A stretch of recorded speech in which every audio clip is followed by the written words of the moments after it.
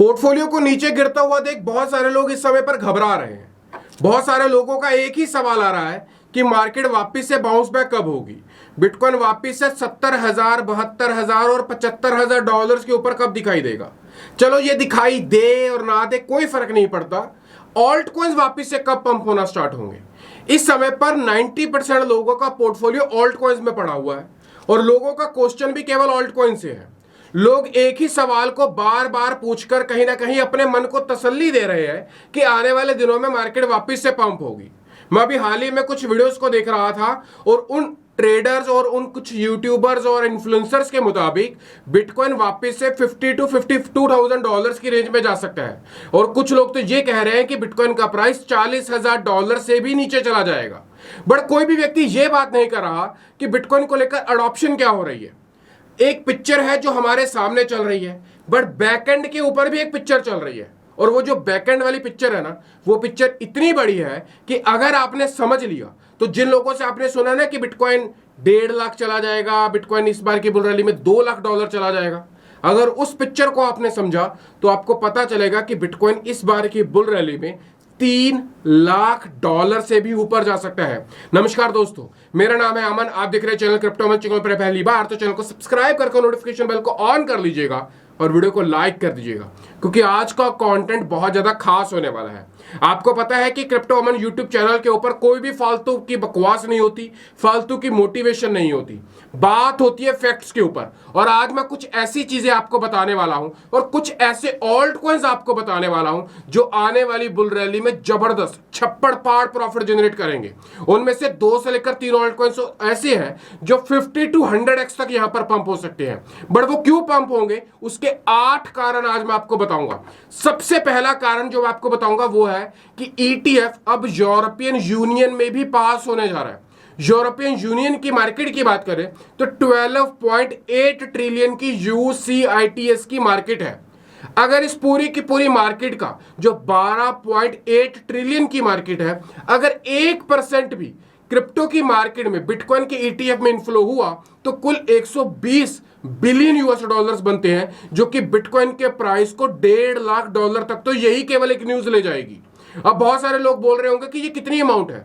दोस्तों, जब bitcoin ETF US का इंप्लीमेंट हुआ था तब मार्केट में तब से लेकर अब तक 12 बिलियन यूएस डॉलर्स एक बार इनफ्लो हुआ था। बिटकॉइन 33 से लेकर 38 डॉलर्स के बीच में चल रहा था और ये इनफ्लो आने के बाद बिटकॉइन का प्राइस लगभग 72,000 डॉलर तक पंप हुआ।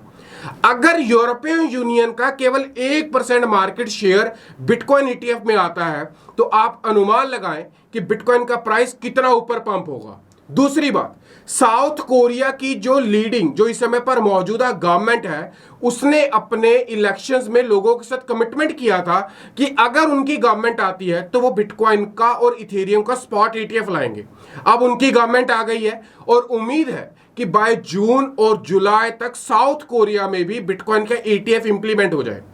आपको पता है कि आज से कुछ दिन पहले हांगकांग में बिटकॉइन का ईटीएफ अप्रूव हो गया था, बट अब उसके साथ साथ 5 ऐसी और कंट्रीज हैं जो बिटकॉइन का ईटीएफ हांगकांग की तरह बिटकॉइन और इथेरियम का दोनों का अप्लाई करने जा रही हैं। पहली कंट्री है ताइवान, दूसरी है साउथ कोरिया, तीसरी है जापान, चौथी है थाईलैंड और 5वीं है सिंगापुर। ये 5 कंट्रीज अब बिटकॉइन और इथेरियम के स्पॉट जो ईटीएफ है उसे इंप्लीमेंट करने जा रही हैं। अब जो न्यूज है वो इससे भी बड़ी है। चौथी न्यूज क्या कह रही है कि हांगकांग ने जब बिटकॉइन का ईटीएफ अप्लाई किया था तो उसमें एक रेस्ट्रिक्शन थी कि जो चाइना के मेन लैंड के यूजर है, यानी कि जो चाइनीज लोग हैं, वो इस ईटीएफ में पैसा नहीं लगा सकते। बट अभी न्यूज आ रही है कि वो अभी डिस्कशन के अंदर है और मे भी आने वाले 1 से लेकर 1.5 महीने के अंदर अंदर अब हांगकांग और चाइना के मेन लैंड के लोग भी उसमें पैसा लगा पाएंगे। एक न्यूज है, वेल्स फार्गो जो अमेरिका का 3rd लार्जेस्ट बैंक है, अब उसने जब फाइलिंग की है तो पता चल पाया है कि वो बिटकॉइन ईटीएफ्स को होल्ड करता है और काफिला यही नहीं रुकता। एक है सस्क्यूहाना इंटरनेशनल ग्रुप एलएलपी है, इन्होंने जब एसईसी में फाइलिंग की है तो पता चल पाया कि 1.8 बिलियन यूएस डॉलर्स के स्पॉट बिटकॉइन को ये होल्ड करते हैं। 6th न्यूज भी ऐसी ही है, यूरोपियन बैंक है, यूके का एक बैंक है जो लार्जेस्ट बैंक है जिसका नाम है बीएनपी रारीज। ये भी बिटकॉइन के स्पॉट ईटीएफ को होल्ड करता है। ऑस्ट्रेलिया की जो सबसे बड़ी स्टॉक एक्सचेंज है, उन्होंने यहां पर बिटकॉइन के ईटीएफ के लिए ऑलरेडी अप्लाई कर दिया है और उनके मुताबिक end of this year 2024 bitcoin का ईटीएफ ऑस्ट्रेलिया में भी अप्रूव हो जाएगा।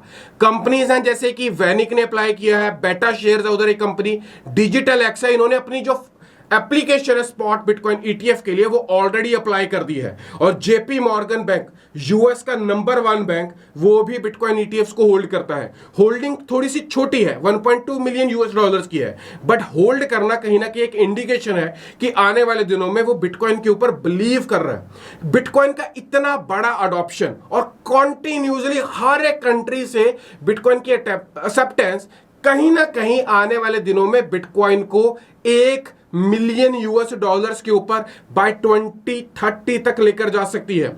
बहुत सारे लोग घबरा रहे हैं कि ऑल्ट कॉइन्स का क्या होगा। मेरे दोस्त, अगर बिटकॉइन पंप होगा तो ऑल्ट कॉइन्स को कोई भी नहीं रोक सकता।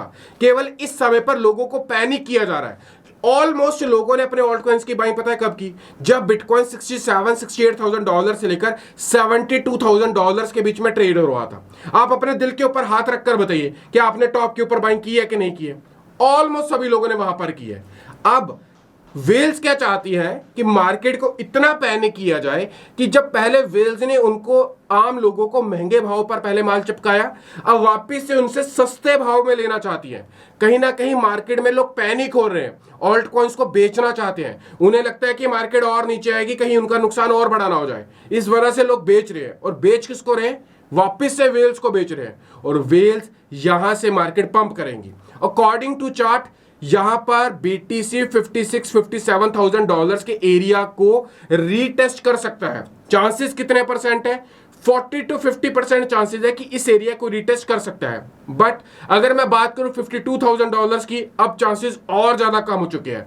केवल 10 से लेकर 15% चांसेस है कि बिटकॉइन वापस से 52,000 डॉलर्स की रेंज में आएगा। और अगर बात करें 52,000 डॉलर से भी नीचे आने की, तो मुझे तो नहीं लगता कि बिटकॉइन इससे भी नीचे और जाएगा, क्योंकि इस समय पर जो अडॉप्शन है और कॉन्टिन्यूसली जो ईटीएफ कंपनीज बाइंग कर रही हैं, कहीं ना कहीं बिटकॉइन में आने वाले दिनों में एक बड़ा पंप आएगा जो आपको संभलने का मौका नहीं देगा। अब ऐसे कौन से 10 ऑल्ट कॉइन्स हैं जो एक बिगनर की जेब में होने चाहिए? ऐसे कौन से 10 ऑल्ट कॉइन, अगर आपका पोर्टफोलियो छोटा है तो आपके पोर्टफोलियो में होने चाहिए? ऐसे कौन से 10 ऑल्ट कॉइन्स हैं अगर आपने कुछ भी नहीं बाय किया तो केवल यही 10 ऑल्ट कॉइन्स आपकी पूरी की पूरी बुल रैली को ड्राइव करेंगे? कॉपी पेन उठाए, नोट डाउन करें। पहला प्रोजेक्ट जो मेरे भी पोर्टफोलियो का सबसे पहला प्रोजेक्ट है वो है ओंडो, आपके पोर्टफोलियो में होना चाहिए। अगला है मानता नेटवर्क, ऑलरेडी बहुत ज्यादा डिप के अंदर अवेलेबल है, आपके पोर्टफोलियो में होना चाहिए। अगला प्रोजेक्ट है SEI, ये भी एक लेयर 1 प्रोजेक्ट है और बहुत सारे प्रोजेक्ट इस समय पर SEI के ऊपर डेवलप हो रहे हैं, मेक श्योर अपने पोर्टफोलियो में रखिएगा। फोर्थ प्रोजेक्ट है ब्रेट, अगर आप पेपे, डॉज और शिबा के लवर है तो आप उन सब लोगों को प्रोजेक्ट्स को भूल जाए और बेस नेटवर्क का सबसे बड़ा प्रोजेक्ट ब्रेट, जो अभी शांत बैठा हुआ है बट जिस दिन पंप हुआ हाथ नहीं आएगा, मेक श्योर अपने पोर्टफोलियो में रखें। अगला है अरखम, ऑन चेन डाटा को कलेक्ट करता है, मैं इसका बॉटम बायर हूं, हमारे साथ बहुत सारे लोगों ने बाय किया, मेक श्योर बाय करिएगा। अगर इनमें से कोई भी प्रोजेक्ट आपके पोर्टफोलियो में पहले से है, कमेंट कर बताइएगा। अगला प्रोजेक्ट है वार्म होल, W के नाम से बाइनांस के ऊपर भी मिल जाएगा, अल्टीमेट प्रोजेक्ट है, लिस्ट में होना चाहिए। अगला प्रोजेक्ट है डायमेंशन, $2.9 के ऊपर चल रहा है, अल्टीमेट प्रोजेक्ट है, पोर्टफोलियो में होना चाहिए। ईथरफाई, इसे तो इग्नोर ही नहीं किया जा सकता, 3.6 के ऊपर चल रहा है, बेस्ट बाइंग जोन ऑलरेडी आ चुकी है। इंतजार मत करो कि और गिरेगा और गिरेगा और गिरेगा, हाथ से रैली छूट जाएगी और दोबारा नहीं आएगी, मेक श्योर बाय करें। अगला है एवो, बहुत सारे लोग इसे इग्नोर कर रहे हैं बट ये पोर्टफोलियो में होना चाहिए। और एक प्रोजेक्ट है इम्यूटेबल एक्स, गेमिंग प्रोजेक्ट है, पोर्टफोलियो में होना चाहिए। और लास्ट है नबीरू चेन, बहुत सारे लोग इस समय पर नजरअंदाज कर रहे हैं, किसी की वीडियो में भी आपको प्रोजेक्ट नहीं मिलेगा बट ये प्रोजेक्ट आपके लिस्ट में होना चाहिए। ये प्रोजेक्ट मैं नहीं बता रहा हूं, इसको मैं ऑलरेडी कई बार बता चुका हूं, हमारी डार्लिंग ऑल्ट कॉइन्स की लिस्ट के प्रोजेक्ट है, मेक श्योर इन प्रोजेक्ट्स को बाय करें। अगर नहीं पता किन किन प्राइजेस के ऊपर बाय करना है तो डिस्क्रिप्शन में लिंक है टेलीग्राम का, क्लिक करें, टेलीग्राम के ऊपर आए, हमारी टीम वहां पर कॉन्टिन्यूसली अपडेट्स देती है कि कौन सा प्रोजेक्ट कब बाय करना है, कब एग्जिट करना है, मार्केट के रियल सेंटीमेंट्स क्या है, हर एक चीज रियल टाइम में हम डाटा वहां पर देते हैं। तो मेक श्योर टेलीग्राम भी चैनल ज्वाइन करें। अगर इनमें से कोई भी प्रोजेक्ट आपकी लिस्ट में है तो कमेंट करें, और अगर कोई और प्रोजेक्ट लिस्ट में और पता नहीं है कि रखे जा निकल जाए, वो भी कमेंट करें, हम कोशिश करेंगे कि आपको नेक्स्ट वीडियो में उसकी भी अपडेट दें। अपने पोर्टफोलियो को बना लें, ज्यादा इंतजार ना करें, नहीं तो इंतजार केवल इंतजार ही रह जाएगा और मार्केट कहां की कहां निकल जाएगी। आज का वीडियो कैसा लगा मेक श्योर लाइक और कमेंट कर बताइएगा। अपने हर उस दोस्त तक जो क्रिप्टो में काम करता है, ट्रेड करता है, पोर्टफोलियो बना रहा है, पता नहीं है कौन सा कॉइन अच्छा है कौन सा बुरा है, मार्केट कब पंप होगी, मार्केट के एग्जैक्ट सेंटीमेंट्स क्या है, कौन कौन सी कंट्री अडॉप्ट कर रही है, इस वीडियो को उस तक डेफिनेटली भेजिएगा। मिलता हूं वीडियो में, तब तक चैनल को कर लीजिएगा सब्सक्राइब, बाय बाय।